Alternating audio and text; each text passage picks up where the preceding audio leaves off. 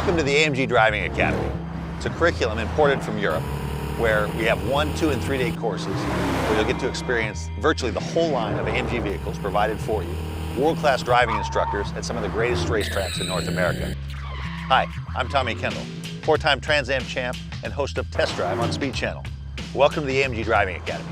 I hope you enjoy these short films that take you through a little bit of the curriculum that we teach at the Academy. Everything comes together here at the skid pad. We've got to start understanding where the weight is in the car, where my eyes need to be, what kind of inputs are required of me as a driver to sustain, maintain, and improve my capabilities. In a stationary or a constant speed situation, the 4 contact patches should be about equal, front to rear. They should all look the same from underneath as far as the pressure the car is putting down on them. Now, as you start to manipulate the pedals or the input devices, whether it be the steering wheel, whether it be the brake and the gas, we're going to change the attitude of the car, but we're also going to change the setup or the contact patch itself. We're going to try to induce understeer, we're going to try to induce oversteer.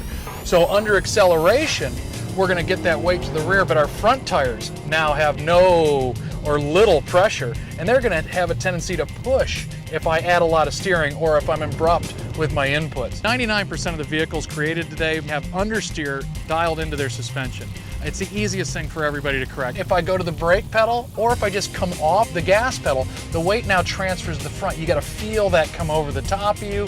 Those front tires now have more weight on them, and that allows us to turn a little better, initiate a corner a little better, but we got to be very careful. If we've got abrupt inputs, we can shake the back end loose and induce a little bit of oversteer. We teach a correction method called correct, pause, and recover, CPR. The first step, correction, is done very well by everybody. It's like second nature. You steer into the skid, you correct the slide. The second one starts to get in the gray area, pause. That's waiting for the weight to pause and waiting for the skid to stop and change direction. At that point is where we find ourselves in trouble. We don't recall or remember how to do the recovery. If we don't do that, you can find yourself in a secondary slide or a secondary hook slide. What happens is we steer into the skid, we catch the slide, we catch that weight transfer. The car pauses for that moment, and at that point, we don't do anything. The car then dictates to us what we're going to do next, and that's the release of energy from that spring and takes us into a secondary slide. The sooner you can recognize a mistake, the smoother you can be, and the less recognizable the mistake's going to be.